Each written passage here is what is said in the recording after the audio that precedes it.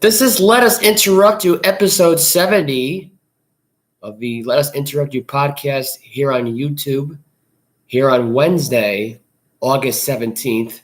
This was be Tuesday's episode edition. It got moved to today due to the fact yesterday I was actually out of town for over 2 hours. I was going to record the podcast actually live at a restaurant up in Boston, but I had trouble with the Wi-Fi there.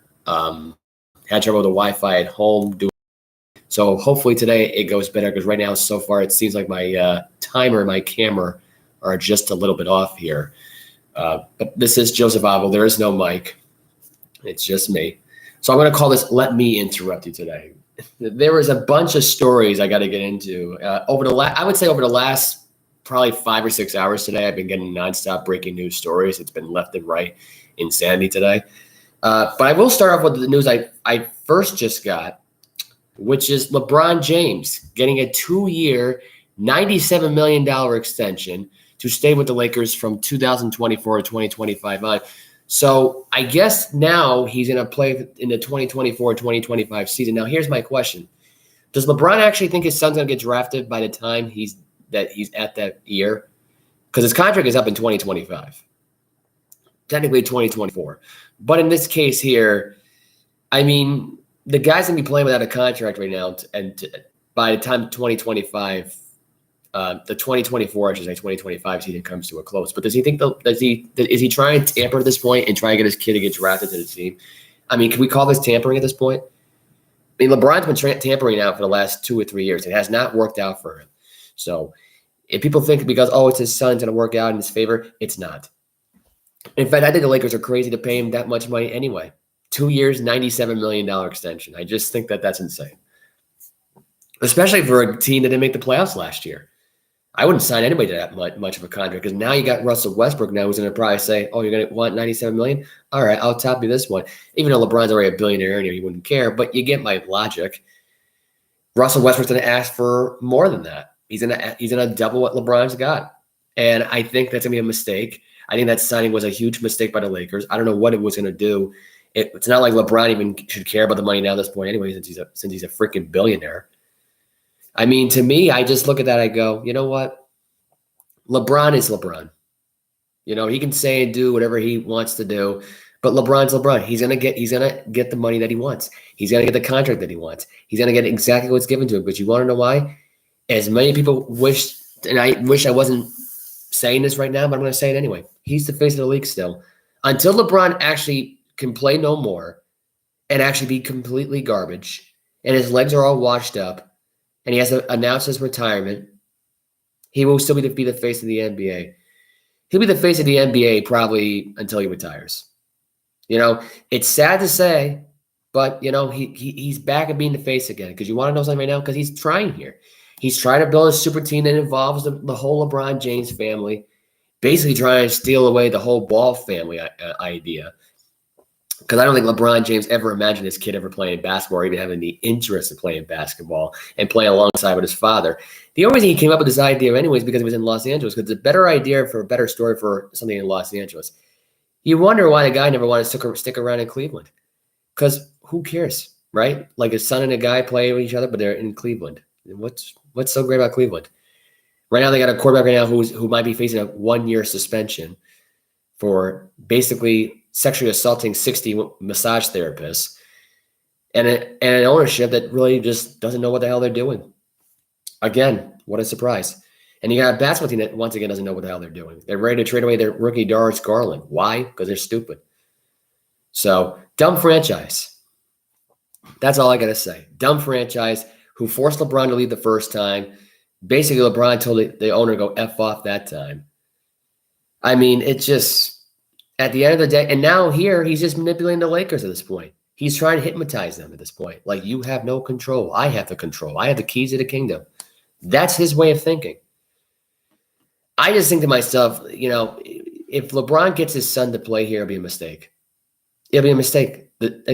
Not because he's not good enough. I mean, that's another reason right there. Besides that one, I just look at this entire Laker franchise. I look at the whole lineup. They're not a playoff team. They're nowhere near a playoff team. And you could say, oh, they have the stars of the team they have. They still have old players. These players are not in their prime. LeBron is somewhat in his prime, but I mean, he's not like the same guy as he was 10 years ago. I'm sorry. I'm just being honest. Just how I feel.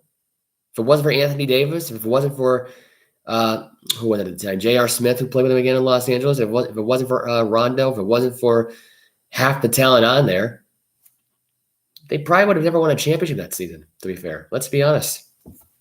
Probably would have never won a championship. I think Danny Green was on that team at the time, if I'm not mistaken. Excuse me. Well, yeah. 2 years, $97.1 million. Besides the $1 billion that he has now, you can add another $97 million to that. He'll be a trillionaire by the time his career is over. And that's going to suck for everybody. Because now it'll be almost impossible now at this point to try to go to a basketball game that involves LeBron James because he'll be asking for more money up front. That's the sad thing. That's the sad thing about the NBA at this point. You know, it's bad enough that the Lakers had to pay this guy this much money for another 2 years, but we all know why he's doing it. Because no matter how bad his son's going to, and he must know that he's not as good as his father. He's nowhere close to being his father. He must know this. If he doesn't know this right now, then LeBron James is messing with his brain, and that kid is delusional. That's all I'm going to say. He's not that good. He's not that good. He's not, you know, the fact that and here's another thing too. The G League don't even want him. If the G League don't even want you, they want you to actually go to college, that's pretty bad.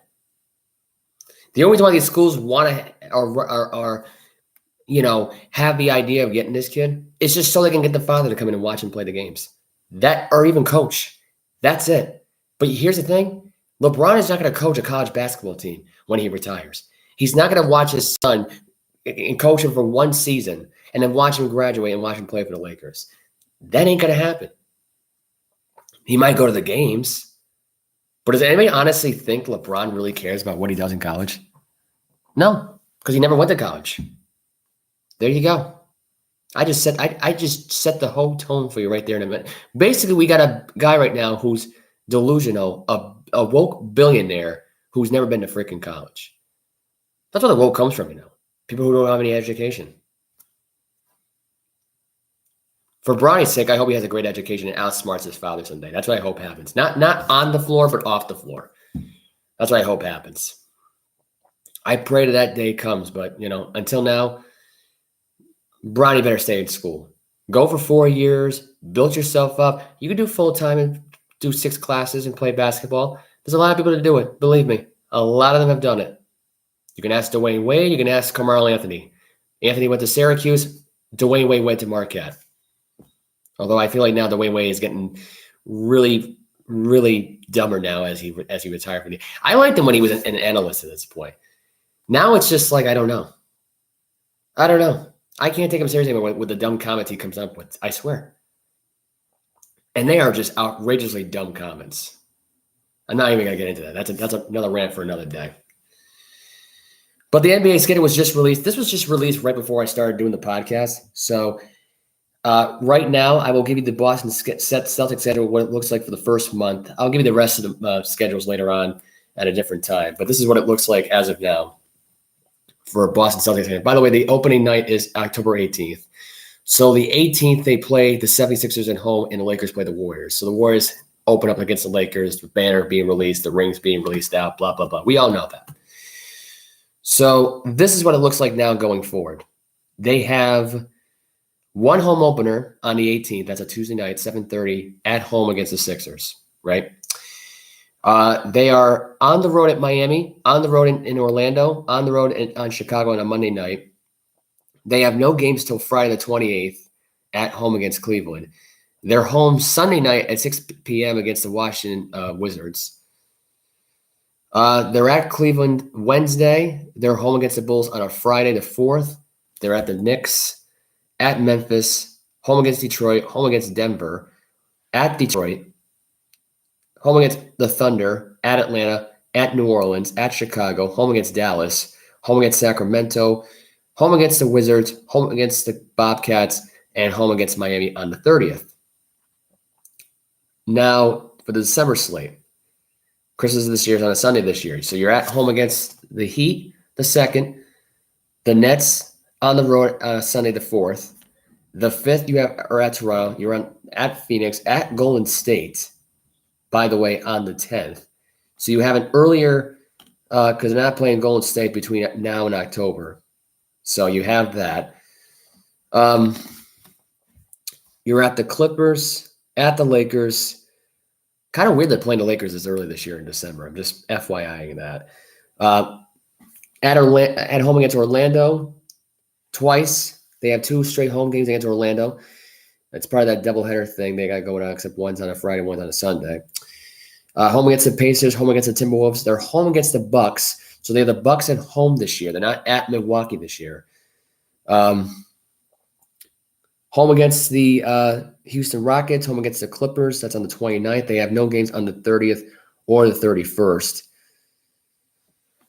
January, they have the Nuggets, the Thunder, the Mavericks, the Spurs, all on the road. That is the 1st, 3rd, 5th, and 7th. At the Chicago Bulls, at the home against the Bulls, home against the Pelicans, at Brooklyn, at Charlotte, twice, the Saturday and Monday, part of that doubleheader. They have the Warriors at home on January 19th. They're at the Raptors after that on the 21st, the Magic the 23rd, the Heat at the 24th, back at home against the Knicks and the Lakers on the 28th of January. February 1st will be home against the Brooklyn Nets, home against the Phoenix Suns, at Detroit, home against Philadelphia, home against Charlotte, home against the Memphis Grizzlies, at Milwaukee, and home against Detroit. Then they have that all-star break. They go back on the road again to Indiana, Philadelphia, and New York to play the Knicks, 23rd, 25th, and 27th. Here's a March edition. March 1st, Cleveland. March 3rd, home Brooklyn. So they have home games there. Home against the Knicks, at Cleveland, home against Portland, at Atlanta, at Houston, at the Timberwolves in Minnesota, at Portland, at Utah, at Sacramento, home against the Pacers, home against the Spurs, at the Washington Wizards, at the Milwaukee Bucks, at the Utah Jazz, home against the Utah Jazz. So they're back at home on the 31st. Lastly, April 4th will be at Philadelphia, home against Toronto again, and at Atlanta. They're not really playing a lot of Milwaukee as much here, which is kind of interesting here. And the interesting thing, the slate here in this whole thing, here's the slate of games here that makes it interesting here. The 19th and 28th, they play the Warriors and the Lakers that same month. And before that, well, they play the Lakers. Rather, they have it on the same road to where they played at Brooklyn, at Toronto, at Phoenix, at Golden State, the Clippers, and the Lakers. So they have the Lakers right after they play the Clippers. So you're going to have a full dosage of Kawhi Leonard back for the first time in Boston since 2019. Is basic, or actually, I think it would have been 2020. Actually, what am I saying? It was not 2019. It was 2020 before the pandemic. Anyway, but here's my take on the Celtics schedule so far. I love it.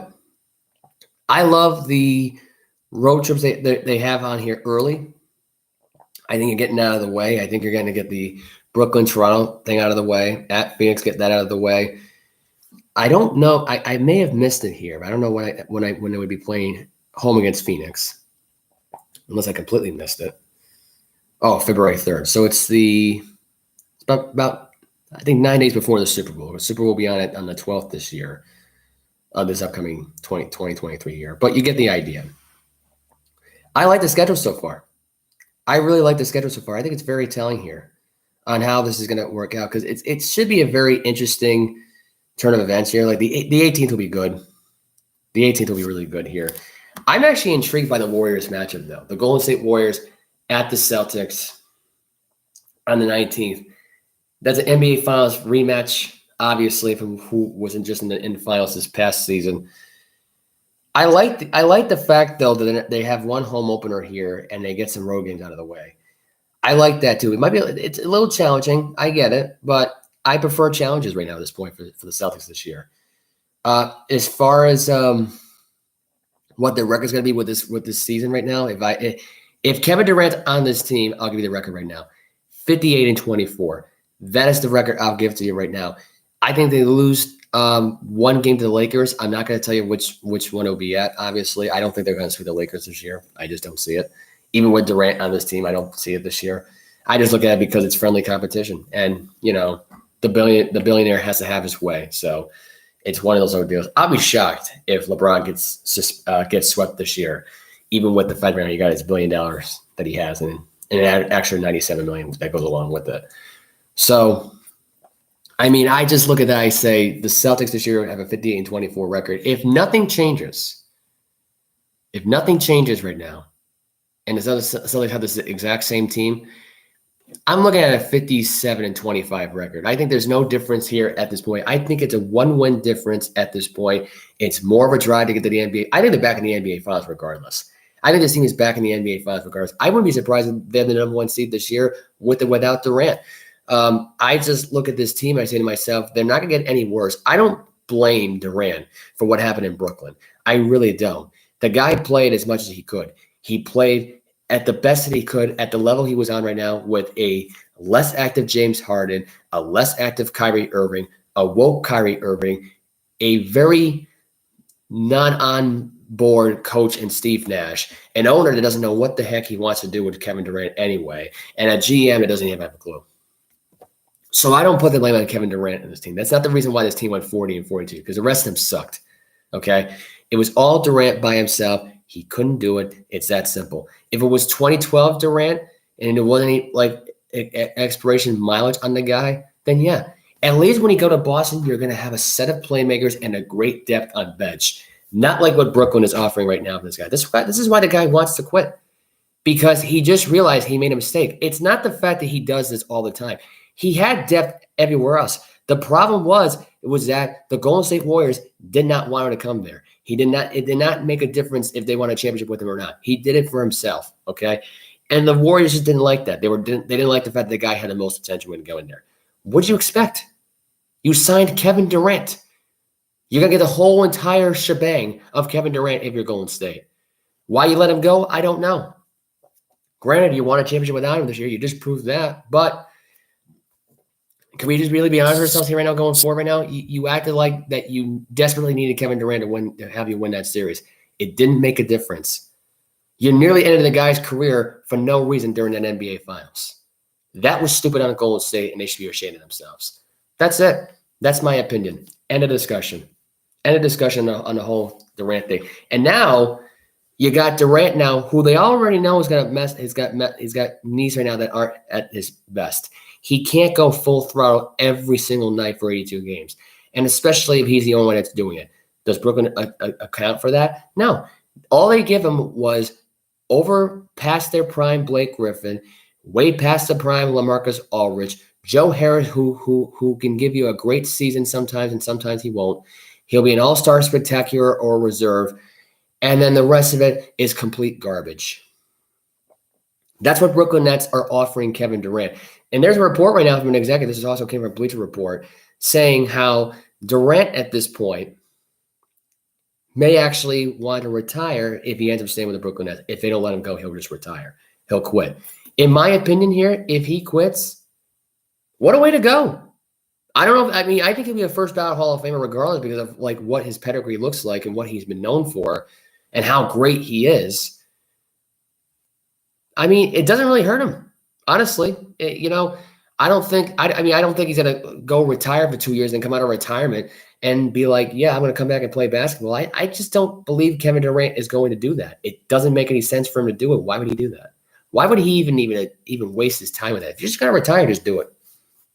You've accomplished enough in your entire NBA career. You've been to the NBA Finals plenty of times. You've won 2 championships. Let's be real here for a minute. You did enough for Boston. You did enough for Boston at this point. You haven't done anything for Boston. You could have done something for Boston 5 or 6 years ago, before we had Irving and I'm sorry. Well, actually, I should say that Irving, Tatum, and Brown. Also, another thing I wanted to bring up today. during the whole shebang of things when Kevin Durant's story came out. You also had Jason Tatum going to Draymond Green's wedding. I don't know how big of a story that is, but apparently they're tight now. So I guess Draymond Green got married and Tatum showed up. So kudos to Jason Tatum. But anyway, back to the Kevin Durant thing.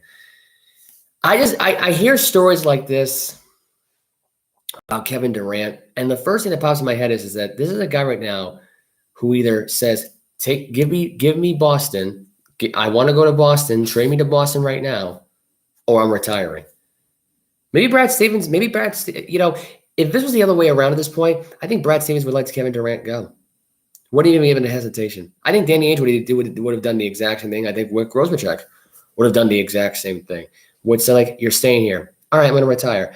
I don't think that Durant would even want to do this. Durant was never like this in Golden State. Hell, he was never even like this in Oklahoma City. You want to know what changed, why he left Oklahoma City? Because Russell Westbrook was never gone. He was never gone. Russell Westbrook was never going to leave Oklahoma City. That's why I can tell you now, if Russell Westbrook would have left Oklahoma City before Kevin Durant did, Durant would have never left Oklahoma City. It was that personal trainer of his that basically stopped him from leaving. That stopped Westbrook from leaving, who's had prior connections with Russell Westbrook. Now, everyone's thinking now because this guy's going to come with the Lakers now and coach Russell Westbrook, that's going to make a difference in this game. The guy's already past his prime. He lost himself back in 2019. That's it. That's it in a nutshell. But Kevin Durant at this point threatened to retire to leave Brooklyn. At this point, if I'm him at this point, if they're not planning on letting me go, I'm just gonna be honest with you right now. I would call their bluff here, and I would say Boston wants the trade's gonna work out. He'll come out of retirement, and he'll go play in Boston. I think at this point this is gonna work. I can't imagine now at this point Kevin Durant staying in Brooklyn after saying he wants to retire. If he stays, I just can't imagine it. What's he gonna do? Not play for the entire season, sit out for the entire, and then retire after the season's over? The guy's got 4 years left of his contract, so he hurt himself by signing the extension, staying with the team. He did. There's no other way of looking at it. There really isn't. There is no other way of looking at it. Before I get into any other story, that's not what I wanted to do. Before I get, what the hell happened here? I got issue now with my computer right now, so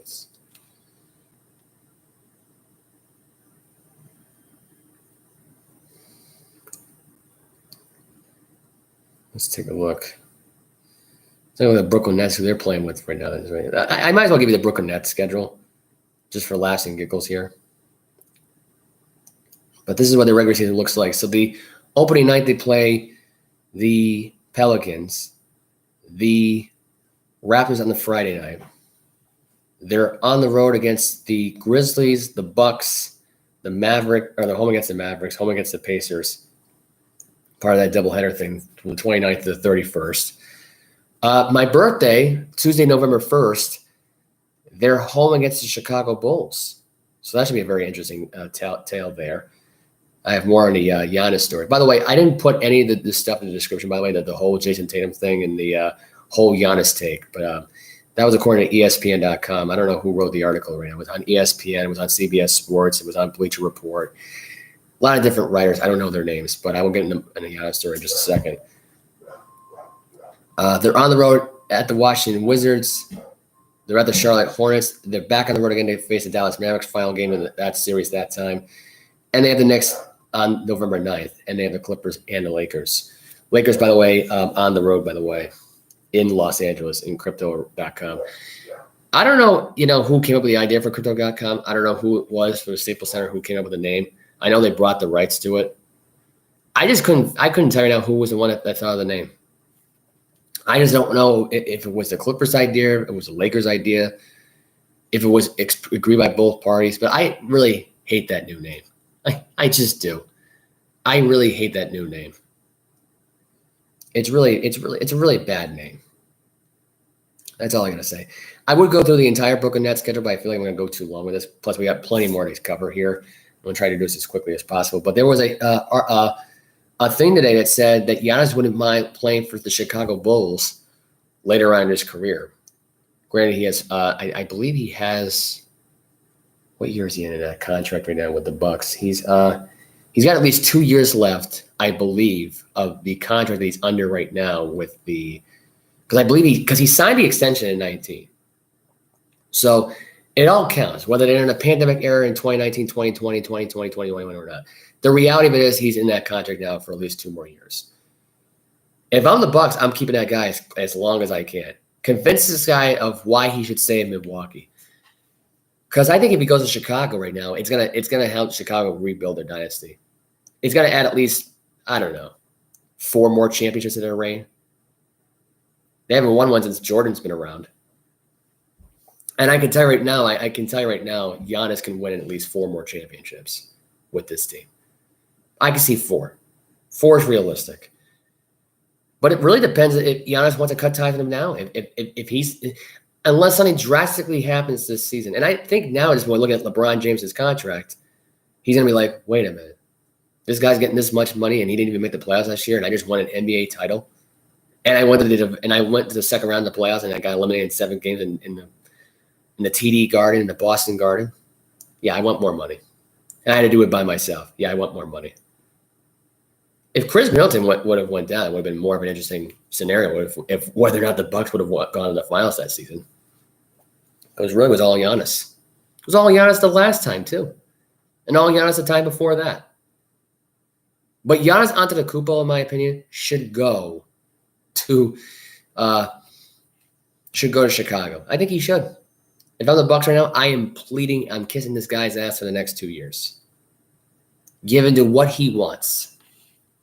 Because once he's gone, the Bucks are going to just be being back the Bucks again. A mediocre team that will never make the playoffs. And that dynasty they have right now in Milwaukee will be dead. Even though it's not much, just 1 championship. But it's right now they have to build a dynasty before he decides to leave. Because right now, it's over. The honeymoon phase of that team, of Giannis doing everything, is over. Because now they're going to give in to everything now. Now they got to give in to everything. They have no choice. Tiger Woods has agreed to help out the PGA Tour as far as and I just heard the story the other day.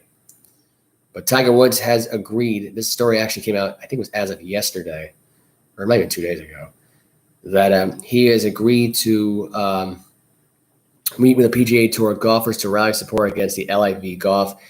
And all because of that, he's on, and I didn't even know they even had a 2K23 for golf, apparently, for the PGA Tour game. But he is on the cover for this. You want to know why he's on the cover for this? Because they're kissing this guy's ass. Because they don't know whether or not Tiger Woods is reliable for a guy to show up at a meeting. Sober. And not drugged up or drunk. They're kissing this guy's ass as much as possible because in their minds, they think he's going to go to the LIV. The guy is past his prime. All the golfers that went there are past their prime and they want more money. They're getting greedy now.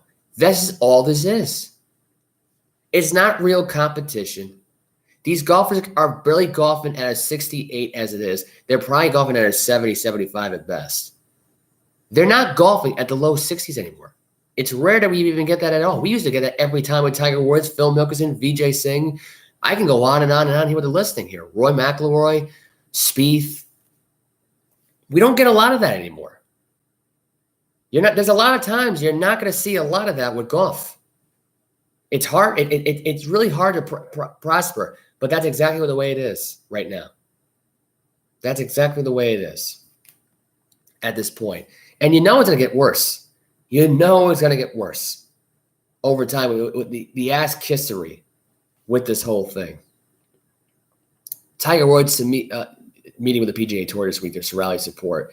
What is this? Are they actually trying to lower their viewership at this point? Because nobody cares about the LIV. They're not going to stream it. There's not a lot of people right now that are watching this stuff. It's a bad thing. You want to know what it is, though? It's about the money. It's about the money. They're not willing to part with their freaking money. They're not willing to give these guys that are past 50 years of age and need more money. And Dustin Johnson is one of these people right now that left there as well. You want to know my honest opinion? Dustin Johnson was never good enough for the PGA Tour. The LIV is basically a substitute for the PGA Tour. That's exactly what it is. It's the, I'm not good for this league, but if you give me this much money, I'll play subparly. Because they don't give a crap. It's just the Saudi Arabians just rubbing it in our faces like, ha, we got a golf league, and you guys now have a crap league now because PGA is not as good. They're just attacking the PGA, and they don't like it. And they don't like the fact right now that they're losing the PGA Tour people. So when they want to play both tours, it's not like they're going to get paid the exact same amount as the LIV. You want to know what the LIV is doing is? It's stupid, I know. It's stupid, really, when you think about it. They're paying them more money, people who aren't even from their country, who no one even asked for in their country. They have no right to even watch any of this crap, but they're being forced to. They're paying them to spite American soil, to spite the politicians, to spite the presidents, to spite the senators. That's all this is about. They're just letting you know that, hey, you shut down your pipeline. Thank you for cutting off our deal. We're getting rid of all the gas stations now. We don't have to worry about paying for your oil now. We don't have to worry about giving you any more money. We're put a tariff on you. This is their tariff. This is their way of saying we've won. We took a sport from you. And you want to know something? Not a lot of people really care about golf unless they're actually playing it. If you want to go there and be substituted with lousy past their prime golfers right now who can't really hit the ball that great anymore, and they have like a flash in the pan sometimes, that's the PGA Tour right now. That's the PGA Tour, period. It's not the same as it was in the early 2000s. It's not even close. Not even when Jack Nicholson was even golfing in it. I mean, because Jack Nicholson in his prime would own the PGA Tour, would own the LIV Golf Tour, and that'd be the end of it. It wouldn't even be close at this point. Is there even a debate on this? Because really, I'm waiting. I'm waiting here for my live chat. I'm waiting for the comment section below. I'm waiting for my social media. Debate me on this. Would Jack Nicholson right now, live today, in his prime, would own the PGA Tour and the LIV Golf? That's 100% yes. There's no freaking debate on this because I will own you. I will shut you down. I wasn't even alive at this point. All I got to do is give you the stats from today's golf and to now. But right now, I don't have that much time to get into it. It'd be a long hour and 50-minute rant about it. I'm not going to do the whole episode based on this. Not when I have so much stuff to talk about at this point. Anyway, I'm moving a while from golf. Go on to baseball right now. This is according to Bleacher Report. David Ortiz saying Fernando Tatis Jr. PED suspension wasn't handled the right way by Major League Baseball. A lot of people are saying this was what happened. Fernando Tatis used some kind of thing for his hair, but apparently it had some drug in it that got him suspended. And I guess apparently they couldn't really do it. But this is what Scott Pollock read. This is what he put it on his Twitter and put it on on the Bleacher Report itself. So the star for the San Diego Padres, Fernando Tatis Jr., was suspended for 80 games for violating Major League Baseball's performance-enhancing drug policy after testing positive for cholesterol, which, by the way, that was in the thing for his hair. And David Ortiz believes that the league could have handled the situation differently. Quote, Major League Baseball needs to have some regulations before they made public news that like the one that happened to Tatis Jr., he said, per Baseball Insider, Hector Gomes. I think they haven't handled the situation the right way. We can't kill our product. We're talking about an amazing player. Ortiz is correct saying Tatis is an amazing player, considering the shortstop was an all-star and two-time Silver Slugger winner during his first 3 seasons. He led the league with 42 home runs in 2021 after he signed a 14-year, $340 million contract extension with the Padres.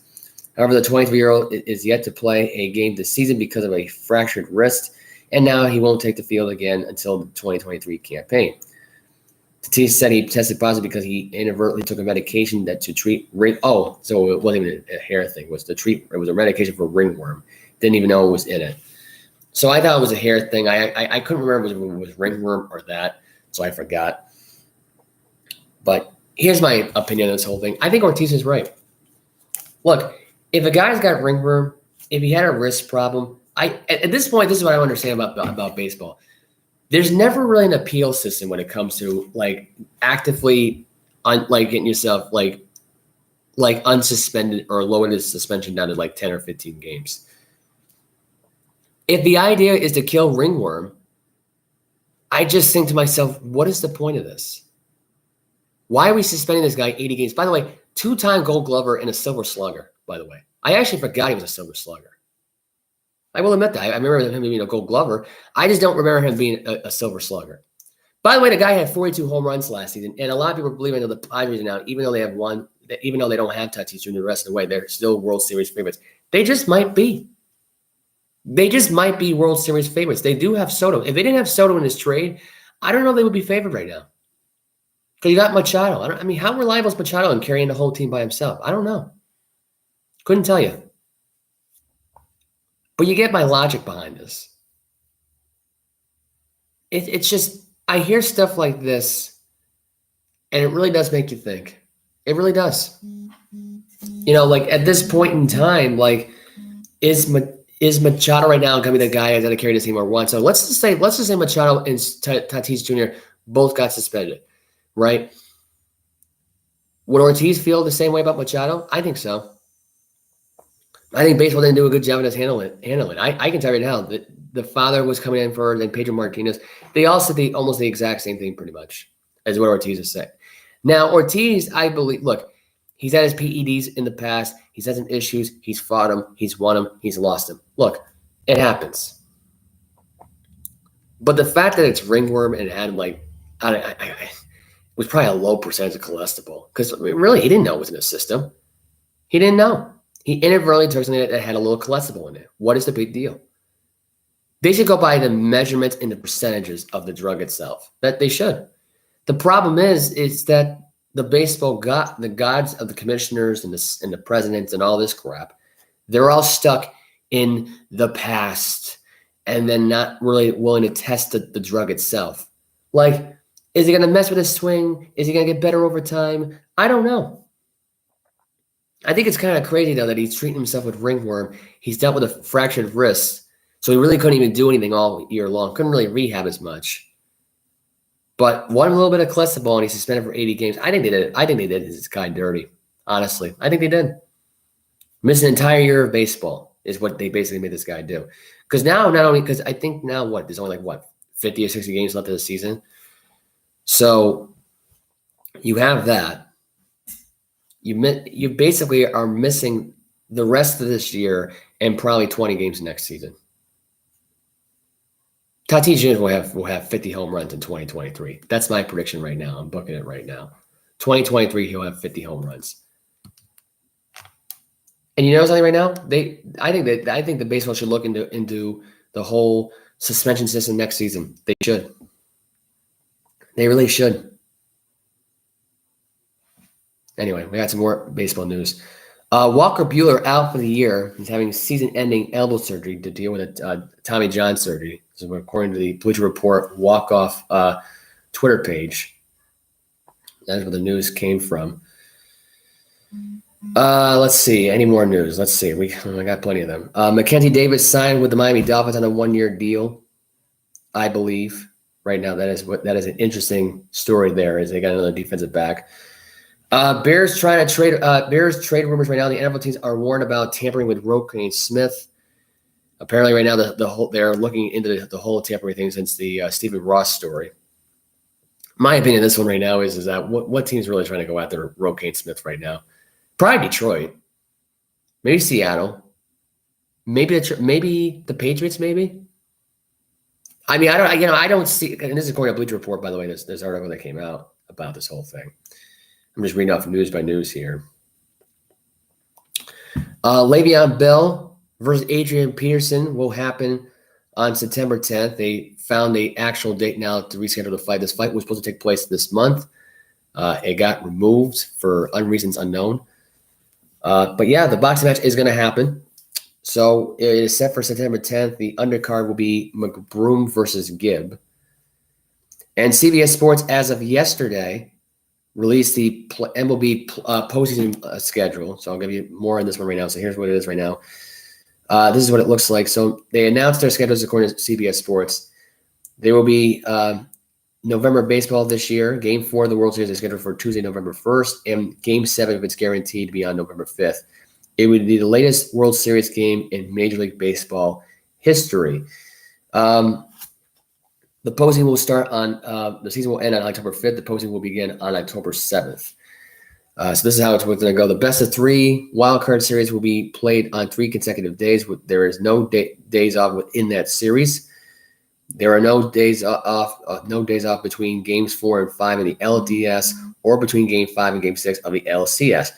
Travel could be a nightmare for some teams on the opposite coast, meaning like, say, the Dodgers versus the Mets in the NLCS. The World Series follows the usual 2-3-2 format with the off days between games 2, 3, 5, and 6. So that is how it goes right now, and it's expansion, of course, for 12 games this season. I'm not going to get into the whole article on that one, but here's my opinion on this whole thing. I like the fact that the whole wild card thing is 3 straight days. I like the fact there's no days off in between. I like the fact now at this point for the LDS at this point or the LCS, they're going to have no days off here. I like madness when it comes to baseball postseason scheduling. I kind of wish they would do this in the NBA. I really wish they would do it. They usually have no days off in this thing, and now all of a sudden everybody's got a day off. It's just, I want more freaking games. And I want it. I don't want to wait for it. I want them now. I like that idea of the scheduling here. I like that baseball's putting their foot down with this whole thing, and they're saying, hey, this is going to happen this year. Deal with it. You don't like it? Kick rocks. Tough shit. I mean, really, let's be real here for a minute. The fact they're actually pulling a trigger on this whole thing and they're letting this stuff happen, because I really thought for sure they're going to have game 1 be 1 day, then game 2 be like 3 or 4 days later, and have game 3 be like 2 or 3 days later. I really thought they weren't going to pull the plug on this whole thing. I got to be honest. I'm actually surprised they actually went through with this. Not going to lie. Really surprised. So, good on baseball. That's all I got to say. It's really great. You know what's also great? John Daniels, the president of the Texas Rangers and the manager, Chris Woodward, fired from Texas Rangers baseball. GM Chris Young will take over as baseball operations at this point and the president at this point. So he is the co-president as of right now for the time being. And we also actually got more breaking news. Jesus, this has been like a breaking news fiasco today. Ay. So Reds first baseman Joey Votto will have season-ending surgery to repair a torn rotator cuff. So he is a rotator cuff. Okay. Surgery to repair a torn rotator cuff. So he is done for the season. It's gotta suck right now. This is just breaking as of now. Bleacher Report right now. First man will have season-ending surgery to repair torn rotator cuff. So get well, Joey Votto. And is this the last time he's in a Cincinnati Reds uniform? Could be possible. We could be getting a first baseman next year and Joey Votto at this point. I mean, how valuable is he? I don't know. You know, is he used up at this point? Is he getting to that point where now he's getting older now? He is. But it's less money for the Red Sox to pay, so they'll cheap up and probably get him. A guy who's just coming off a torn rotator cuff. Not a good thing to hear if you're a Cincinnati Reds fan. But back to my Texas Rangers thing, because I actually do have a take on this whole thing. The Texas Rangers have not made the postseason, by the way, since 2012. I believe now it was 2012, if I'm not mistaken, was the last time they made the postseason. Chris Woodward is the most useless manager in all of baseball. His team has sucked every single freaking year. And the fact that they waited this long to pull the trigger, and John Daniels, who was a boneheaded president, in my opinion right now, going forward, for him to get fired, for the manager to get fired, not even a day later, something's up. Either this is a long time coming or it's the players. I don't know. Maybe it was the whole Trevor Story thing when they dropped the ball in the whole thing in Texas. I don't know. Maybe they screwed up on that whole Poocher deal, and maybe that's why they were going to go. The fact they both went less than 24 hours is absolutely insane. It really is. Like, I can't even tell you right now how strange this whole thing is. There's more to the story that meets the eye. The fact that GM Chris Young has taken this whole thing over. There's more that meets the eye in this whole thing. Believe me. I don't know what it is. I'm not sure what the idea of it is, but there's something that's happening right now at this point that I just don't understand. And I just don't get it. I don't understand it at all. It's just everybody here is trying to figure out at this point on what's going on with this Texas Ranger team. And I have no idea for you. I really thought this would be the year. This would be the year for the team because honestly, they kind of really don't know what they're doing.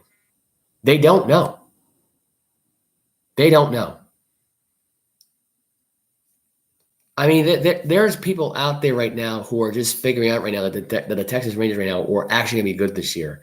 You don't want to know what they were this year? They were the Seattle Mariners 2.0 this year. Complete garbage. That's what they were this year. They're below the water, out of sight, out of mode, below garbage. They're just as bad as the Oakland Athletics. They might even be worse than the Oakland Athletics. They're somehow better than the Los Angeles Angels. I can't figure out how. Because I think they're just as bad. But for their president to get fired and the manager to get fired, something's fishy. Something's fishy. There's more than meets the story here. I'm going to read you some of the stuff that I heard today. This is from Adam Welter from Bleacher Report. Amid a disappointing 2022 season after spending big money to upgrade their roster last offseason, the Texas Rangers continue to clean house with John Daniels, the latest person to be let go. The Rangers announced Wednesday that Daniels has been fired of baseball operations. General Manager Chris Young will take over his role. Wednesday's announcement comes 2 days after the Rangers parted ways with manager Chris Woodward. The Rangers were one of the most aggressive teams in Major League Baseball when it came to spending over the winter. They handed out contracts totaling $556 million to sign Corey Seager for a 10-year, $325 million deal, Marcus Semien for a 7-year, $175 million deal, and John Gray for 4 years, $56 million. So $556 million combined, and this freaking team's in the freaking trash. You want to know what this tells me right now about the Texas Rangers? This just tells me that most of these players just wanted to be out in Texas. They wanted to be out there for the beer. That was it. They knew this World Series would never go back to Texas ever again, and they couldn't get enough of it. That's my explanation for Seager, I believe. Because Seager had a bright future in Los Angeles. I don't know why he stuck around in Texas, why he didn't go to Texas. Marcus Semien, I think, was he with the Toronto Blue Jays, I believe, or with the Athletics? I think he was. Yeah. John Gray, I can't remember. I can't think of where he was. But you kind of get my point, right? It seemed like a sound strategy to accelerate the franchise's return to postseason contention. They finished with a sub-400 winning percentage in each of the previous 2 seasons, including a 60-102 record in 2021. Quote, "We've been very transparent," Young told reporters in December when the Rangers introduced their free agent signings. "We were a 102-loss team. We haven't run from that, but we have a vision. We have a plan, and this is how we're going to accomplish it. Does this scare you? Do you want to be part of this? Do you want to do something special that's never been done in Texas Ranger history?" Post quote. That was the end of the quote. Great concluding, hook right there to end that statement of your Chris Young. This guy should have been excuse my language. This guy should have been the president from day one. You talk about John Daniels not being up there in the press. I mean, at that time, maybe he was, maybe he just didn't say nothing. He might have been mute like my friend is half the time when he does the podcast when we talk about baseball and stuff like that. I mean, this may as well be the exact same thing. But for this to happen 2 back-to-back days, you fire manager and you fire your president here. This is telling me right now that Chris Woodward could have cared less about managing this freaking team. This is just like Jeff Fosso in his time in the New York Giants, where he didn't give a damn about the team either. He stopped caring. He probably didn't even want this team to spend that much money because it would affect his contract. And John Daniels didn't want to part with his money. So this is one of those things where you get what you get out of it. It's not the players' fault. I don't blame these players at all. They are just with a crappy franchise. But Chris Young, I think, can bring a fresh perspective on this thing. I think he can do it. I think he can turn this whole organization around. I think he could. Seager and Gray have played well this season, though they may not up to fill potential based on the deals they were signed. Seager leads the team with 26 homers and was named the American League All-Star Team. Great with a 3.83 ERA, and averaging a career high 10.1 strikeouts per 9 innings. But he's currently on the injured list with a strained oblique. Simeon has been a huge disappointment with a batting average of 236, 294 and 403, the OBP percentage, slash with 115 games. Finished third in the AL MVP voting twice in the previous 3 seasons, and hit a career of 45 home runs last year with the Toronto Blue Jays. So he was with the Blue Jays. I think what happened was he was with the A's at first, then the Blue Jays. So I forgot he was with Toronto. So I forget these things pretty easily. But anyway, I'm not going to read the rest of the quote here because you kind of get the gist of where I'm going with this. It's not a good thing. It's not a good thing at this point. This Texas Ranger team is a complete failure of a franchise. I'm just saying, it's not a good thing. It really is not a good thing at all. It's kind of sad when you think about it, really. Anyway, so we got some NFL news that we got to get into right now. This actually was a fulfilling NFL news weekend at this first. But before I get into NFL news, there was one thing that needs to be brought up here, and it's the Dunkin' Donuts Center. This is college basketball stuff, so this will be a quick thing. They have renamed the Dunk. The Dunk will be centered to be renamed the Amica Mutual Insurance Arena Center, which is who bought the Dunkin' Donuts Center out, by the way. So it won't be no longer we call the Dunk. It will be called the Amica Mutual Insurance Arena. Is what the possible name that I thought of would be at this point. But I'm just telling you who named it at this point. This is according to Barry Richard on the 1420 WBSM radio. I believe it's morning radio, I believe. He works for Town Square Media. But multimedia reports that indicate the Dunkin' Donuts Center in nearby Providence, Rhode Island, will soon be known as something else. As reported this year, Dunkin's contract for naming rights to the 13,000 seat arena expired in April, but the company name remains in place until a new sponsor is announced, probably in September. WPERI Target 12 reports that Lincoln, Rhode Island-based Amica Mutual Insurance Company is expected to take over the naming rights. So it will be named the Amica Mutual Insurance Arena. I don't know if they're going to put, unless they're just going to call it Amica Mutual Arena or Amica Mutual Center. I'm actually okay with that. I actually don't mind that name change. To me, honestly, it's kind of sad. It's taking away the prestige of the Dunk here. A lot of people love the name of the Dunkin' Donuts. I think Dunkin' Donuts should have extended it. They had the funding, I feel like. It's too bad that most Dunkin' Donuts close at this point. This is what happens. They lose their advertising.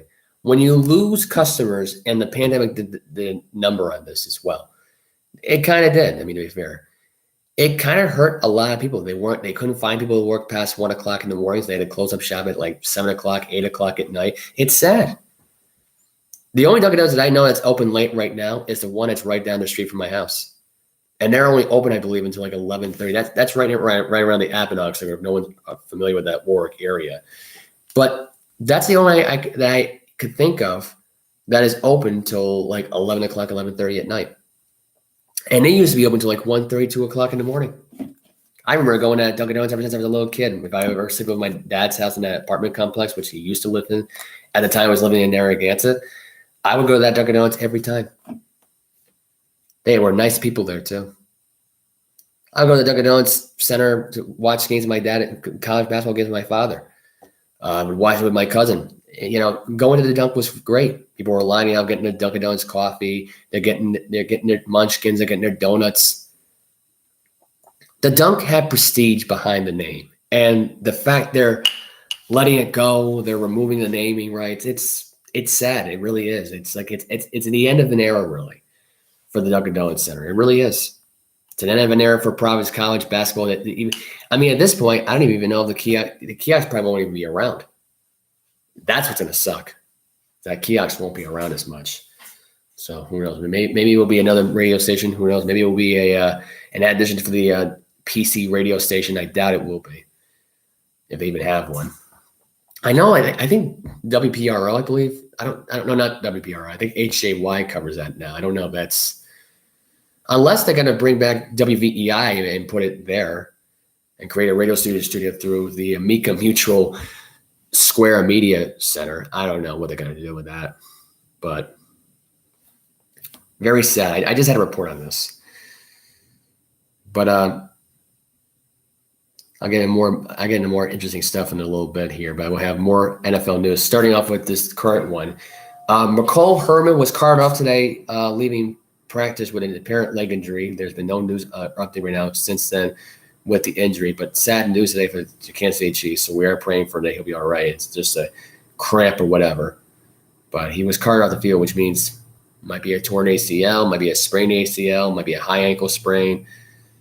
We don't know the details just yet. According to ESPN.com, according to Adam Schefter and Chris Mortensen and whoever else was covering it today, Field Yates, whoever, Derwin James has agreed to a 4-year, $76.4 million contract, and he's now officially the top paid safety right now. He's made history, the first big money safety in NFL history.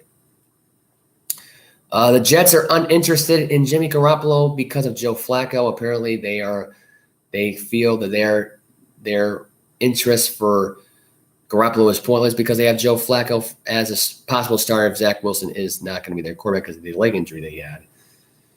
So they're saying now that we have Joe Flacco, they're going to rely on Joe Flacco over Jimmy Garoppolo. And really, honestly, Jimmy Garoppolo, he's been in the news a lot lately. The Browns want no part of him, apparently, because of a rumor of a story that came out. This is according to Black and White Sports, the podcast. Also, according to the Outkick, according to ESPN.com, according to the Wall Street Journal, according to Newsbreak. It's a lot of stories that cover this, really. But Garoppolo ghosted the 49ers for a while after he signed his deal. I guess he was doing the CBA thing before it was changed about coming in contact with his players. But apparently they tried calling him, they tried texting him, they tried everything, and it didn't work. So that was the news on that one. I was going to give you more about the Flacco story, why Flacco was the guy they were interested in. But apparently after hearing the news of the 49ers stuff right now, they are no longer interested. They are focusing on getting Joe Flacco. Would Flacco be part of the trade and I'm just being realistic here, if Garoppolo were to get traded to the Jets? I'm just being honest here. I don't think he would have been. I'm going to tell you this right now. The Seattle Seahawks right now are the team that Garoppolo should be going after. I don't know why Seattle should not be going after Garoppolo. Why Seattle should be sticking with Drew Lock and Geno Smith. Why are you sticking with these guys? They shouldn't be. It's a mistake at this point. They should not be sticking with those two guys. It'd be a mistake if they did do that. To me, you're just asking for trouble. You're asking for trouble at this point if you're going to stick with Drew Lock and Geno Smith all year long. They're not good enough for this offense. Jimmy G can lead this team to the promised land. They might lead him to an NFC West division title. So, anyway. Patriots-Panthers had a huge brawl yesterday. It involved Christian Wilkerson and Kendrick Bourne. Kendrick Bourne threw a few punches. It also happened today during day 2 of their joint practices. So yeah, several players got involved in a brawl with another brawl today. I don't know who was part of the other brawl today. I was not able to cover that as much. Pittsburgh Steelers lose safety Carl Joseph for an ankle injury and wide receiver Anthony Miller for a shoulder injury. They're both out for the year. Juwan Williams, the Patriots defensive back, suffered a shoulder injury that will knock him out for the rest of the season. Also, Malcolm Butler has also suffered the same injury. He is done for the rest of the season. So 2 defensive backs down for the Patriots. Butler's on IR. I don't know about if Juwan's on IR. I think Juwan might be on IR as well. Very sad news to hear today about that, to say the least here. At this point now going forward. Let's see. Former Raiders defensive back Carl Nassib, the guy who announced that he was gay. I believe that was him that he announced that he was gay. Reportedly signed a 1-year deal with the Tampa Bay Buccaneers. So Carl Nassib is now a Buccaneer. I don't know what the terms of the contract is. I haven't not read the money signs of what he would possibly be at this point. So, but congrats to Carl Nassib.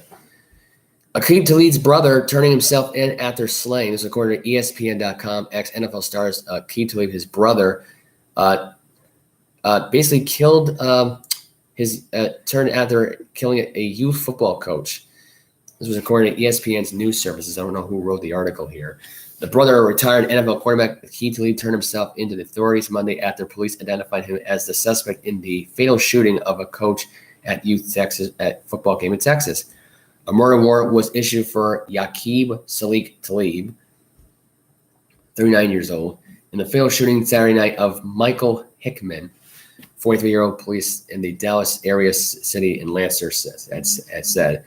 According to witnesses, Talib pulled out a gun and shot Hickman multiple times after a disagreement between the opposing coaching staff of the two youth football teams over calls made by the officiating crew led to a physical fight, police had said. Hickman was later pronounced dead at hospital. Police said no other injuries were reported. Aqib Talib is the brother of Aqib Talib, of course, a five-time Pro Bowler and who announced his retirement in 2020. Aqib Talib was named last month as a contributor for Prime Videos for Thursday Night Football. Police said after the shooting, Aqib Talib fled, taking the firearm with him.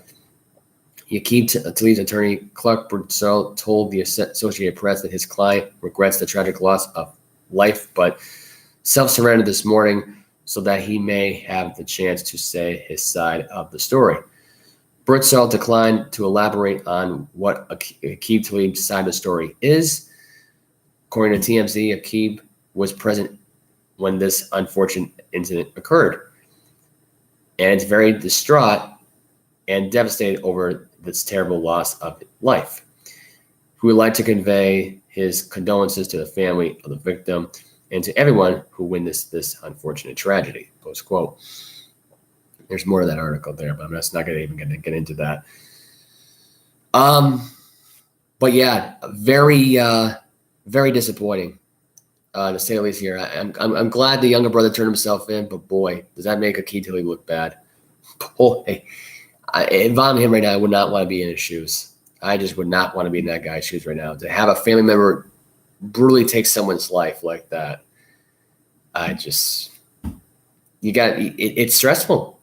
I mean, how could you face the media now at this point, be part of the media now, knowing that your younger brother is a murderer? That's a scary thing. That's a scary thing at this point. So you hate to see it. You really do hate to see it at this point. I mean, it's very disappointing. Very, very sad, to say the least. The Giants this year inducting Leonard Marshall and 6 others into the Ring of Honor. This is according to Giants Wire USA Today.com. It's according to Dan Benton. This was posted yesterday. It's been a long time coming, but Leonard Marshall is finally entering the New York Giants Ring of Honor. Co-owner John Murr officially announced the news on Tuesday and noted that 6 others will be joining Marshall. They include Otis Anderson, Joe Morris, Rodney Hampton, Jimmy Patton, Kyle Rote, and Ronnie Barnes. We are very proud to add these deserving legendary figures in Giants history to Ring of Honor, Morris said. I'm glad that these other guys are being added in. They were great at football. One of the greats for the Giants. Leonard Marshall was a beast. He was just, I think he was just almost close to being equal as Lawrence Taylor. Really an unknown, commodity, really. Just really a guy right now that really wasn't the guy that people really focus on, really. But you take that in consideration right now, and you see the other guys that are being added in with it. That was your New York Giants football right there. That was when the Giants were winners. That's when they had a dynasty, and now they're nothing. So very, very unfortunate there. The Bucs released Ross Cockrell, defensive back for the Buccaneers. It was according to Pro Football Talk on ESPN Sports. It was also according to Mike Florio for Pro Football Talk. They broke the news the other day. So that's that. We also have the 49ers, surprisingly, who cut a former first-round pick. This was just updated as of yesterday. According to CBS Sports, John Breach. A team announced that they released Darqueze Dennard, who was a former first-round pick for the Cincinnati Bengals, who was selected 24th in the overall 2014 draft. After 6 year season with the Cincinnati Bengals, he went to Atlanta, then he went to the Giants, and now he's been cut from the 49ers. And as well as we get some more stories here. I just had the story in front of me, so here we go. That's really about it. I don't really have any more NFL stories. Oh, Titans Bud Dupree. This was also coming out a couple of days ago. Employee pleads guilty to an assault charge from a fight at a Walgreens. This is according to Bleacher Report. Here's a story on that one. So according to Tyler Conaway, Titans linebacker Bud Dupree reportedly pleaded guilty to a misdemeanor assault after he attacked a Walgreens employee in Nashville earlier this year. TMZ reported that Dupree reached a deal with prosecutors to plead guilty in exchange for a reduced sentence. He will be required to serve 6 months of unsupervised probation and pay $418 of court costs. According to a police report from Dupree's January arrest, several shoppers got into a verbal altercation with a Walgreens employee before leaving the store, then later came back with Dupree. Titans linebacker then grabbed the employee and his phone before a fight broke out. TMZ Sports reported that the sources close to Dupree alleged the employer had heckled him and threatened to spit on the woman with whom Dupree came into the store. Their connection to Dupree has not been reported. The Titans released a statement in January saying that they were aware of the altercation but have offered no further comment. Like always, we try to do everything we can to help our guys to make great decisions on and off the field. Favorite said in the statement, that's my response. We'll continue to monitor it, communicate with Bud, and see how everything will eventually play out. It's unclear if the NFL will seek to punish Dupree under its personal conduct policy. The 29-year-old recorded 17 tackles and 3 sacks last season with his first year with the Titans. So Bud Dupree did this. Alvin Kamara is not gonna get any felony charges. He won't get suspended apparently now. I guess his case was dropped, according to the NFL. This is also according to Black and White Sports, by the way. I gotta tell you this right now. Alvin Kamara not gonna get suspended, but Deshaun Watson might get a year from the NFL. But somehow Calvin really gets a year suspension for gambling. I don't know what to say here. I don't know. The NFL right now at this point is just hearing about this 7 months later. Of course, they're going to come with their own number up because you got to let the NFL know.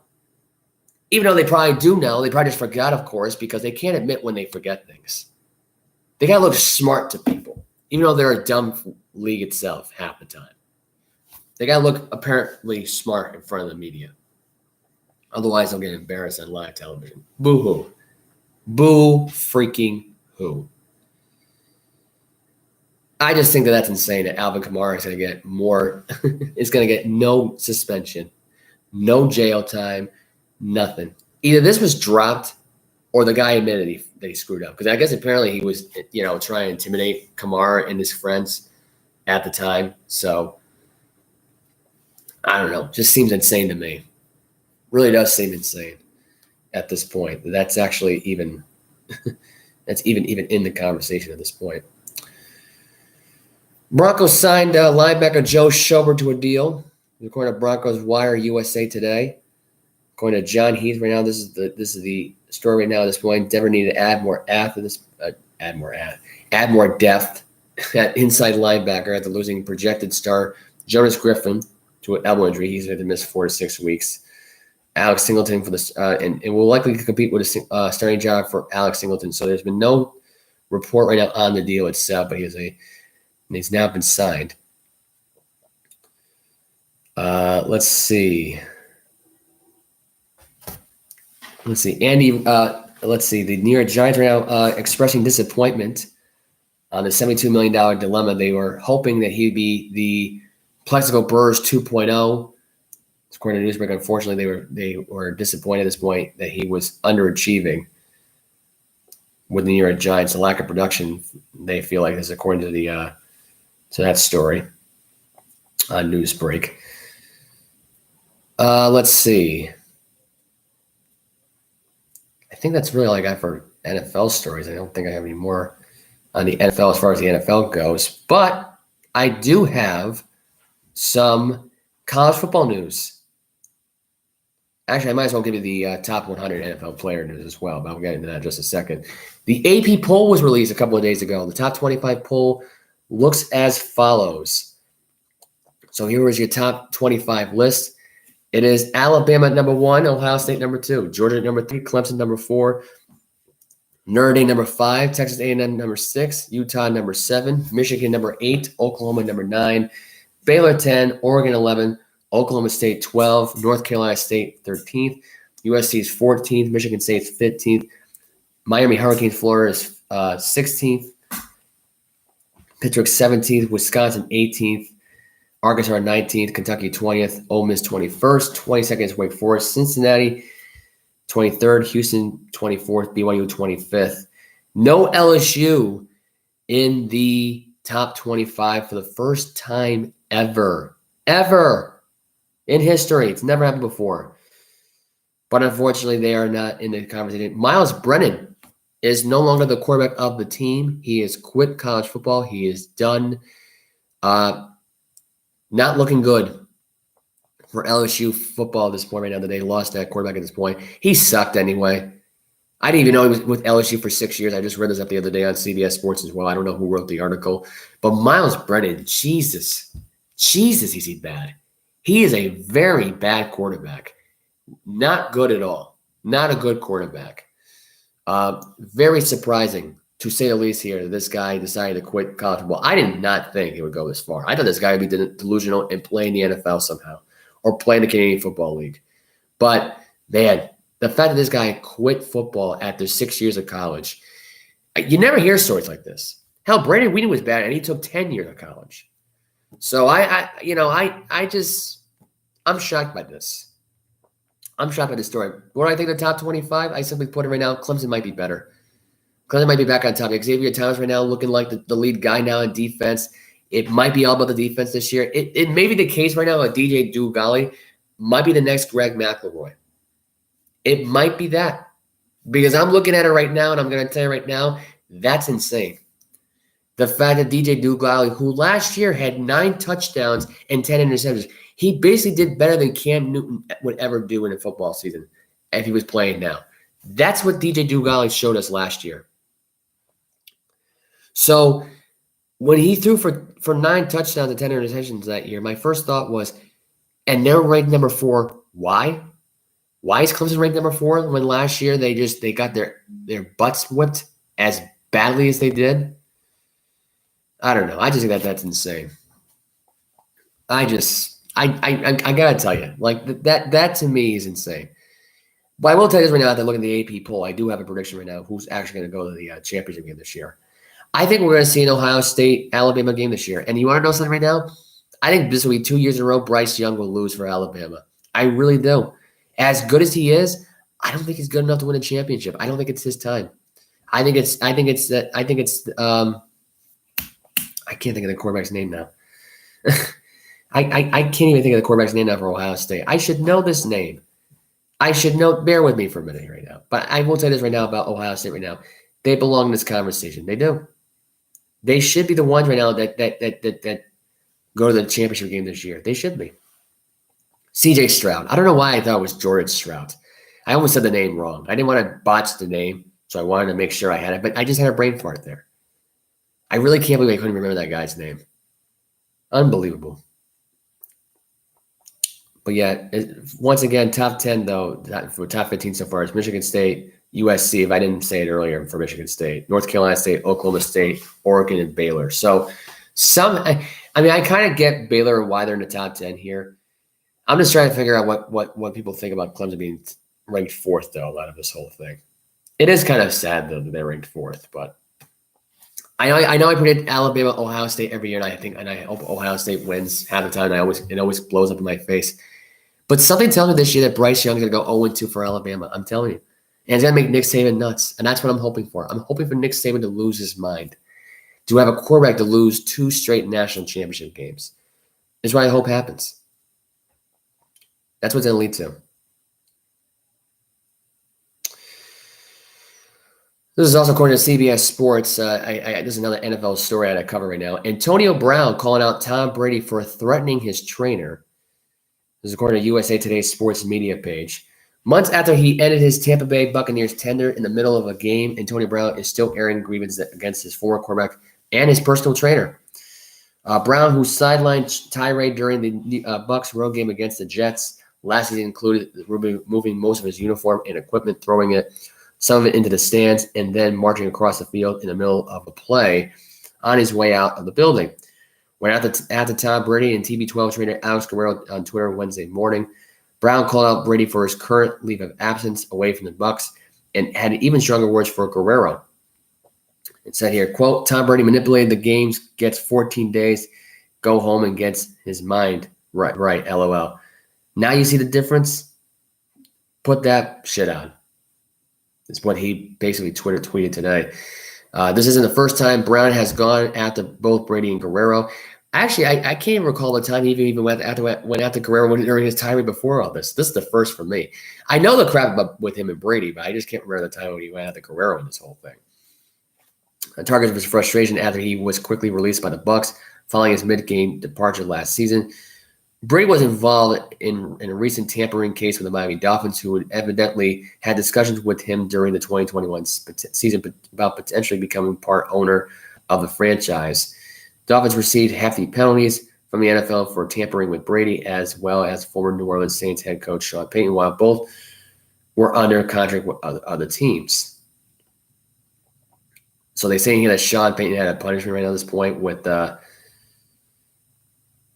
Dolphins received heavy penalties. Oh, so it's just the Dolphins. Okay. I thought they meant here that they both, because I know Brady didn't get anything for it. Payton won't get crap for it either. But Brown, who also claimed his outburst last year was due to an injury that required surgery and not the fact that he was getting the ball enough, remains an unsigned free agent.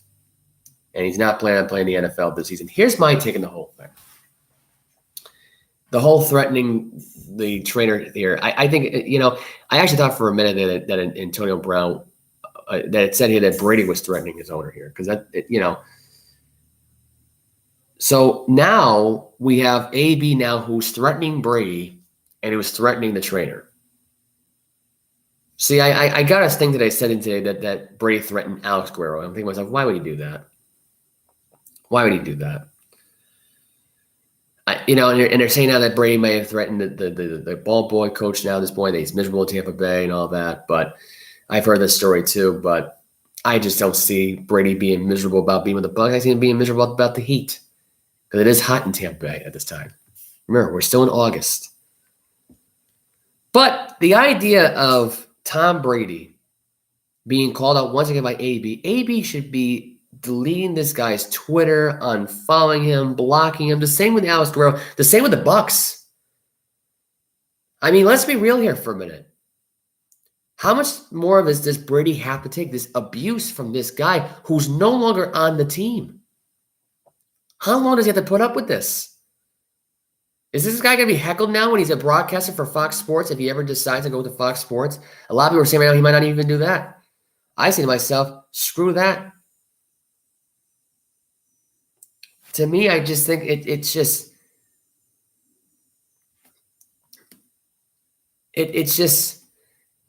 I think now at this point it's so bizarre, this whole tirade at this point. And Brady wasn't even after going after Antonio Brown. He really wasn't. Brady was still on the field at the time when it was this happening. So really, you disrespected the greatest quarterback of all time in the middle of a game, in the middle of a drive.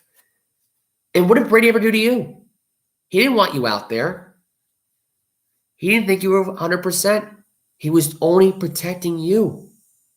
So why is it that, and at this point, it wasn't even his call anyway. Wasn't even his call anyway. And Brady wanted him out there anyway. He's not willing to budge. He's not willing to fight Bruce Arians in this. He wasn't. I get it. You're in the middle of a game right now at this point. There's no reason for the coach and the quarterback to go in a tirade in the middle of a game against the crappy New York Jets, of all teams to do it against. So to me, I just think it's kind of crazy that happened. Antonio Brown once again going out to Tom Brady, being the guy who's in control. Oh, he gets 14 days off. The guy won. If it wasn't for Tom Brady, he would never be Super Bowl champion. Just remember that, Antonio Brown. Remember that fact. You would never be a Super Bowl champion without Tom Brady. You have Tom Brady to thank you for that ring. Not Big Ben, not Mike Tomlin, not Robert Kraft and Bill Belichick, but Tom Brady. Not Omar Khan, by the way, either. The GM for the Steelers, who was on the Pat McAfee show the other day talking about, about the Steelers' progress right now at this point. He might be something right now. I'm going to tell you this right now. The Steelers might be a playoff team this year. They might be. They might have a better shot this year of making the playoffs this year than most of the AFC teams this year. That's saying a lot. They might have a better shot than the Raiders do. They might have a better shot than the Chargers do. I'm just saying. They might be a team this year that's special this year. And you want to know something right now? If the Steelers make the playoffs this year, I think Omar Khan should be GM of the year, and Mike Tomlin should be head coach of the year. That's my take for you right there. But back on the Antonio Brown stuff, because I think the Fed right now, and I think Omar Khan was sick of freaking. I don't even know. Was he the GM at the time? I think he was a GM at the time when Antonio Brown was around. But Antonio Brown at this point having so much hate. Here's my question for Antonio Brown. If you hate Brady so much, and you do, it seems like obviously you do, why'd you go to New England and play with him in New England? Did you? And here's another thing too. Did you blame him when you got let go in New England? When, by the way, you screwed over the owner, screwed over Robert Kraft? You don't do that. You don't do that. You don't lie to your owner. You don't lie to your boss. That's the one thing you don't do. Hell, you lied to Tom Brady, too, about your whole situation with that Instagram girl. So I don't know what to tell you there, buddy. You hurt yourself in this whole thing. You really did. But this guy is now at the point now where he has got to almost practically strip naked and now create a rap video about the fact that how miserable you are in the NFL, being an NFL player, how you don't want to be in the NFL, and how Tom Brady's trying to call you back. You're deleting the guy's number, you're declining him, but yet you're going to bitch about the fact right now he's dealing with a personal matter. First of all, he's got that right now. He's 45 years old. He's at the point now where he wants to get healthy. He wants to get better for himself. Maybe he's dealing with a family matter outside of the Bucs organization. He's dealing with a family matter of his own. Had nothing to do with his family. Nothing happened to his parents. Nothing happened to the wife and kids. Maybe he just wanted to spend more time with the kids. Maybe he's trying to recruit Rob Gronkowski. Maybe he was hanging out with Gronk. And maybe he's going over to Camille's house. Maybe he was trying to get Camille and him to talk to Gronk and saying, you got to play football again. Did that ever occur to you? Maybe he was trying to track you down and basically try to figure out where the hell you are. Because at the time, you were living with Tom Brady in his garage in Tampa Bay. All of a sudden, you moved out. Maybe he was trying to track you down to try to get you to come back. Because Bruce Arians is no longer the coach. Todd Bowles is. Tampa Bay praises this guy. They're saying he's the greatest guy to work with. This is not like pre-scripted. Tom Brady didn't say, go to the meeting and say this to me. He doesn't have that much control. Maybe he does, maybe he doesn't. I don't know. But I doubt he does. I doubt he goes that out of the limb. He's not LeBron James. He's not a team owner. LeBron James is a team owner, head coach, you name it. Brady just wants everybody to get along. He wants Gronk to come back in the worst way. I know he does. So I don't know. I don't know what to say anymore other than that this is absolutely ridiculous at this point. That Antonio Brown, once again, has to attack Tom Brady. And why is he going after Alex Guerrero? What did Alex Guerrero do? Why? Because actually, now the more I think about it, he did threaten the trainer at this point. That's right. I forgot about this with the fact that massage thing happened, or I guess he was owed money, I guess, or something like that. I don't know. But I remember this because he was complaining about this before. And that's when he got cut, too, by the way. I think Guerrero had him cut. I wouldn't be surprised if Alex Guerrero had Antonio Brown cut. And maybe Brady did, too. Because he was you disrespected Brady's guy. What do you? And this is twice now that Brown did this. He did it to Kraft and he did it to freaking Guerrero. Like, what are you doing, AB? 3 strikes, you're out. That's it.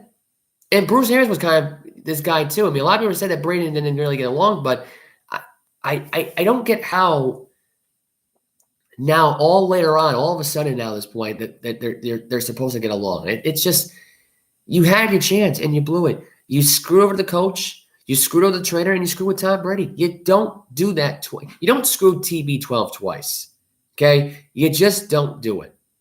But Brady somehow is letting this happen. I'd say if I'm Brady, I'm letting this guy go. Delete this guy from my Twitter. Block him, whatever. Don't let this guy make any more trouble than he already is. Because he's nothing but a nutcase. Go listen to his rap video if you don't believe me, people. Antonio Brown is a freaking nutcase. Anyway, I just think that this whole thing is ridiculous at this point. The fact that this is once again attacking, and really attacking Guerrero for no reason. What did Guerrero really do? Guerrero has no hearsay what the Tampa Bay Buccaneers can allow and what they cannot do. He doesn't dictate what personal matter he's going to deal with here. I guarantee you it's trying to get Rob Gronkowski back. It's the only way. They're trying to devise a plan for him to come back in October 2nd against the Chiefs. It's pretty obvious. It's going to happen. That's what a personal day off is. They're scheming. And I hope that's the case because I really hope it does happen. Because it wouldn't surprise me one bit. Maybe he might retire. Maybe he might return. Gronk, who knows? Who really knows? But obviously he's not playing against the Titans the second preseason game. They already knew this a long time ago. And it's preseason. Does it really matter? Does it really matter if Brady plays or not, people? Calm down. Relax. He's just fine. He was doing great in practice the last few days.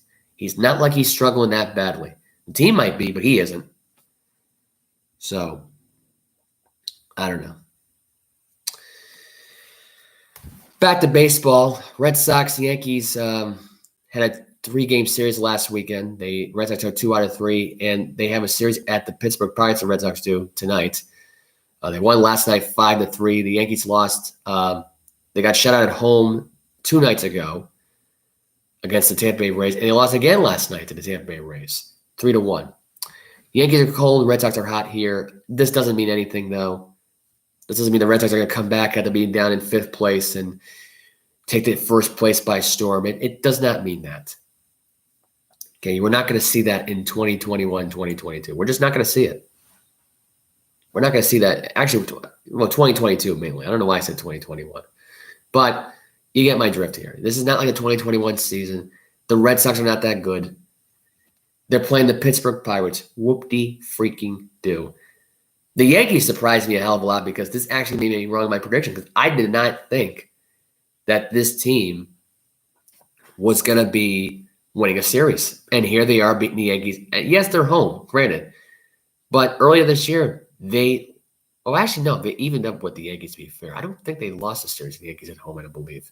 They lost at Yankee Stadium on the road, but I don't believe they lost a series. As far as losing a series goes, I don't know exactly what they've done. So I don't know. We'll see. We'll see what happens now going forward. But I hear stuff like this about the Yankees right now struggling as badly as they are right now, and people are like wondering, what does this mean? It doesn't mean anything. This Red Sox team still sucks. They have a lot of problems.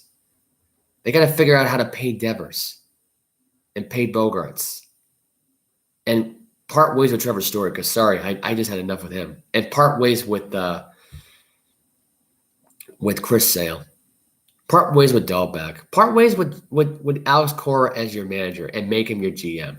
And have Theo Epstein come back or Josh Bynes and have your manager be A.J. Hinch. You got to figure all that crap out.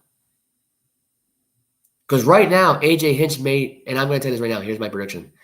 Hinch is either going to stay with Detroit after Alex Avila got fired, go back with Boston, and have Theo Epstein be the GM the CEO at this point, and have John Henry sell the team back to Theo. Or he's going to go manage the Yankees. With what they have right now with George Steinbrenner, or whoever's left of that family, not Steinbrenner himself, but, the son of it. I'm just saying. This could go one or two ways for the Red Sox and Yankees. Unfortunately, all I got to say is right now, if for Alex Cora's sake right now, is he better hope to God he's going to get fired and find another job because right now he's either Texas bound after Chris Woodward got fired, or he's going to be going to the Oakland Athletics, or realistically, he might be the next manager right now. And I'm being dead honest here when I say this. For the Colorado Rockies. That's a scary thing right there. That's terrifying. And I have a funny feeling at this point that he might be the manager for the Phillies as well, too. You never know. There's a lot of things that can happen in baseball that's unpredictable. It's an unpredictable sport when it comes to everything. By the way, I didn't even get to mention this, but with Seattle being hot and all, Seattle being the hottest team right now in the American League West up to this point. I have a new World Series prediction, and I kind of hope this actually comes true. I have a Mets-Mariners World Series prediction. I am changing my World Series prediction from Dodgers-White Sox to Seattle Mariners and the New York Mets. The Mariners are the hottest team right now this month for baseball. They've been the best team, I think, this entire month. They've been so dominant since getting Luis Castillo. They're right now in the running for the wild card. I think they have a chance to go to the World Series this year, as crazy as that sounds. I think they have a chance to do it. This benefits them. A wild card team like that goes into Houston and beats the Astros or beats the Yankees here to me. They have the Yankees number as far as I'm concerned. Whether they play at Seattle or at home against the Yankees, they kind of have their number. So, would not be surprised if we see our Seattle Mariners and the New York Mets in the World Series this year. And I think the Mets are gonna clinch it in I don't know what it is, but I think Citi Field is gonna be Game 6 of that World Series. But I think 6 games sounds realistic. I think it's gonna happen in Citi Field. As crazy as that sounds, I think it's gonna happen in Citi Field. I really do. I really truly believe that. So that's my World Series prediction: Mets Mariners, 6 games in Citi Field. Mets clinch it. That's my take. That's all I got. I am out of time. There's no more news. I didn't forget one thing out of this whole thing. Let me just double check my my info here. Other than that, I don't really have much else to talk about here. The NBA schedule was just released out of the blue. I still can't believe they weren't even going to release this till Monday.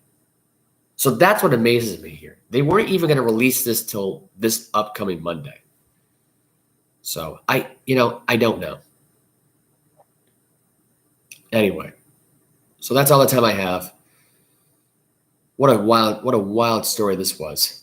Boy, was that a wild podcast here. I was not planning to do an hour and a half on this show, by the way, just to clarify that. Excuse me.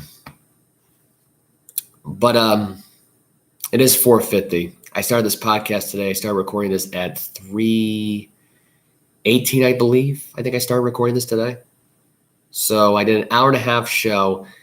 Hopefully this show won't be as long on Saturday when Mike and I are here. I'm trying to shorten these shows now at this point. I'm trying to make it now where I don't have to do a long episode like this today, but there was so much that happened today. It was not funny. Actually, it's almost what's happening here for over the last 72 hours. You talk about the last 72 hours of freaking nonstop sports. It's been insane up to this point. I mean, this was a long show. I haven't done a long show like this in a while, so it's kind of tiring at this point. I'm still trying to go to the gym later on today. But before I go, I will give you some scores about what happened in baseball today so far. I'll give you some 2 finals here. The Twins beat the Royals today 4-0. The Twins, I believe, have now completed a sweep of the Royals, I believe. If I'm not mistaken here. Yes, they have. They've now swept the Royals right now. They're now 61-55. They're not too far behind for the Guardians to take back first place. Cubs beat the Nationals today 3-2. The Cubbies, have completed. I believe they took 2 out of 3 in the series against the Nationals in Washington, so they would have swept them. Red Sox Pirates are playing later on tonight, 7:05. The Diamondbacks and Giants are playing at 9:45. Orioles and Mariners are scoreless in the 7th inning right now. Orioles and Blue Jays, I'd say, are scoreless in the 7th inning. The 3rd inning right now has the Mariners and Angels playing. They're scoreless, but they have the bases loaded with 1 out in the 3rd. Reds and Phillies just finished their Reds win today 1-0. Rays and Yankees are on later tonight at 7:05. Pitching matchup follows right now. It is Kluber and German taking on the mound tonight right now. Tigers and Guardians are playing at 7:10. Mets Braves are on at 7:20. Rockies Cardinals are on at 7:45. The A's Texas Rangers are on at 8:05. The Astros White Sox are on at 8:10, and the Dodgers Brewers are on at 8:10 as well. The Dodgers are even in that series with the Brewers, I believe. Donaldson tonight and Lauren tonight are on the mound. I still say Donaldson's my NL Cy Young runaway here. He is 14-1. with the ERA of 2.24. He's really been underrated this year, and not really a lot of people talked about him a lot as far as who's the Cy Young going to be this year. He's my runaway with this. I mean, he's been on the money here with this 116 in the third inning right now at this point. So he's only allowed 71 hits, 105 strikeouts, 32 walks, 11 homers this year. He's been a really dominant pitcher this year. Really under the radar this year, not really talked about as much, really quiet. Honestly, I'm surprised Donaldson wasn't dealt at the trade deadline. I know it's been a huge loss for the Dodgers right now. He's the only guy that they have left on the mound. But Donaldson and Castillo in Seattle would have been a really good combo for Seattle right now. And I think they would have been a really good duo for years to come in Seattle here. It's too bad now because, he's practically the next Clayton Kershaw. Whenever Clayton Kershaw decides to step down from baseball, Donaldson's your guy at this point. This is not a fluke year. This guy is the real deal. He's been around the Dodgers now for a while, so it's not like he's been a rookie right now at this point making his debut. So it's something. It is something. But the Red Sox did get a win last night. They did get a 5-3 win over the Pirates last night. The Yankees, by the way, lost 3-1 as of last night. Cubs Nationals were on last night, 7-5. The Cubs won. Giants won 2-1 last night. The Phillies beat the Reds 11-4 last night. Marlins beat the Padres 4-3. Orioles beat the Blue Jays last night 4-2. The Tigers beat the Guardians 4-3. Braves beat the Mets 5-0. The Twins won 9-0 last night. So back-to-back shutouts today for the Twins. Last night and tonight and today. Cardinals beat the Rockies 5-4. A's beat the Rangers 5-1. White Sox beat the Astros 4-3. Brewers beat the Dodgers 5-4. Mariners beat the Angels 8-2. By the way, I only bring this up the last night's scores last night because they won the games last night. The Mariners were dealing with a no-hitter in the game, and they broke the no-hitter up in the fifth, and they came back, and they were down 2-0 in this game.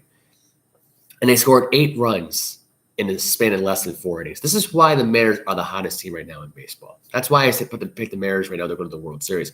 Now, do I think they're going to win the World Series? No, I think the Mariners are still a few hitters short, I think, as far as getting talent goes.